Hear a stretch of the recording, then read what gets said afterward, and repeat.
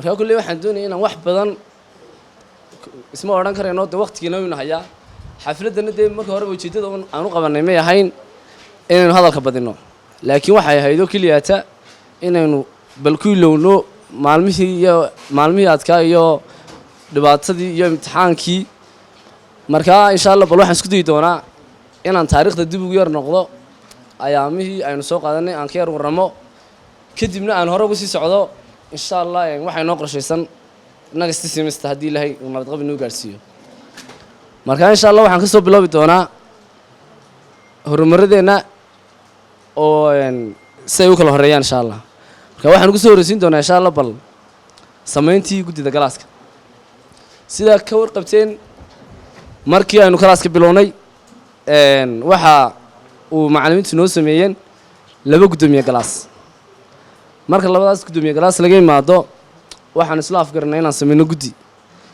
de kolley guddida midhaheedii waaba la hayaayo caawba xafladda abaabulkeeda maasha allah waa guddida markaa horta alxamdulilah dhaha markii aynu sameeyno guddida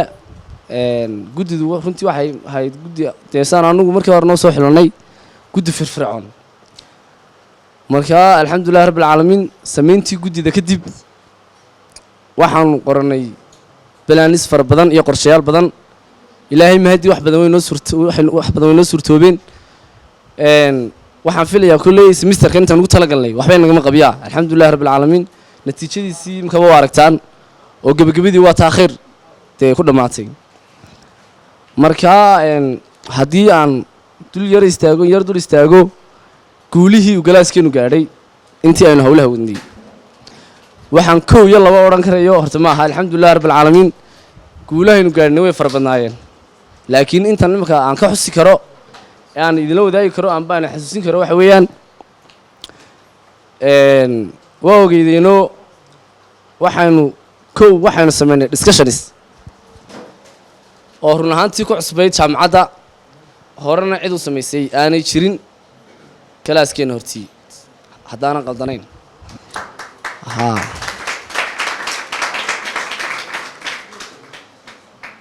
kadib discussionskeenna waxyaaba aynu kaga hadlaynay badanka waxay ahayduun sidii aynu inagu isku kaabi lahayn sidii aynu revisionis u samayn lahayn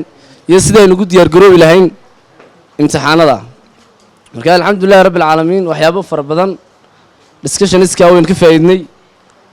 oo imankaba arday fara badan oo inaga mid ay midhahoodii hayaan marka laga imaado discussioniska aynu sameynaynay waxyaabaha kale horumarada ayaan gaadhnay wax ka mid ah isku duubnida oo runtii la odhan karo waa guul weyn oo ka galaasay inaan gaadhnay oo dee wax runtiina lagu majeerinay ahayd isku duubnida galaaskiinu isku duuban yahay min madax ilaa mijo runtii waa waxaan mar koowaad iyo mar labaad iyo mar saddexaadba aan aad idinka mahad celinayo haddaan ka soo gudbo isku duubnida waxyaabaha kale horumaradeenna aan gaadhnay waxaa ka mid a preparationkii iyo diyaargarooyadii faraha badnaa aan samaynay arbacooyinkiina soo dhaafay oo runtii ka mid a dee guulaha galaaskiina maanta tirsanayno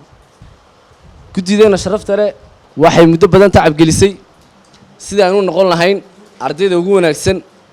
ardayda hormuudka u ah ardayda lidhariska u ah jaamacadda alxamdulilahi rabbil caalamiin maanta runtii marka la sheegayo jaamacaddeenna waxaan odhan karaa waxaynu nahay galaaska keliyaatee la odhan karo dee waa galaaska ugu wanaagsan anigoon wax faana ku darayn laakiin xaqiiqda ka hadlaya mala halkaa iyadaa dee waan yaro geliyayo guddoomiyaashii kaloo fadhiyaa raalliga ay ka hadaan laakiin kolley sida xaqiiqda ay muuqata waxaa la yidhi qofku wuxuu yahay isagu isma sheegee dee dadkaa sheega markaa kolley waxaanaan idinla wadaagayaa dee waxaynu macallimiinteenna iyo maamulkeennuba ay naga aaminsan yihin markaa runtii taana aad baan idinkaga mahad celinayaa waxaan dee anugu aan iska leeyana ma ahe waa wax runtii a u qalantaan mahad celinta ka keliyaato ma qalmaan guddida galaasku iyo guddoomiyuhu dhammaan xubin kastoo ka mida galaasku mahadnaq gaara ayuu leeyahay dhammaantiin mahadsanidin runtii ma jecli inaan hadalka sii farabadiyo waktiguna kulli waa iska soo gabaabsi dee muhiimadda marka horaan xagga hore waan idinka sheegay may ahayn inaan hadal fara badan aynu isnidhaahno keliya ta ujeedadeenu waxay ahayd bal inaan relax yara dareemno inaan yara faraxno inaan inagu waqti yara wada qaadano alxamdulillahi rabbil caalamiin wajiyo fara badan oo imika faraxsan baa horteeda ka muuqda oo de waxaan filayaa kulli caawa keliya imtixaanadii iyo hawlihii adadka ayaan soo qabanay wayna ku iloownay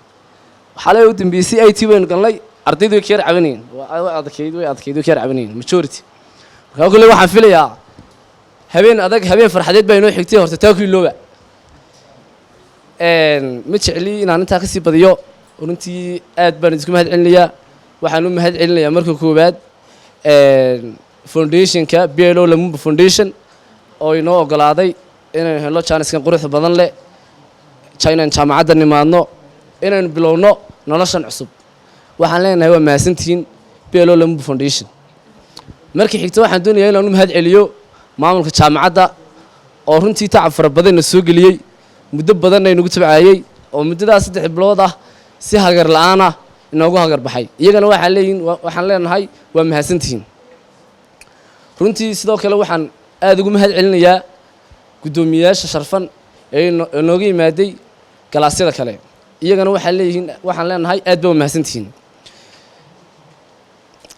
markaan intaa ka soo gudbo waxaan sidoo kale aad ugu mahad celinayaa gudida galaaska ee sharafta leh ee xafladan quruxda badan leh ee farxadda leh soo abaabulay waxaan iyagana leenahay aad baa mahadsantihiin marka laga yimaado intaas waxaan doonayaa inaan mahadnaqo ardayda galaaska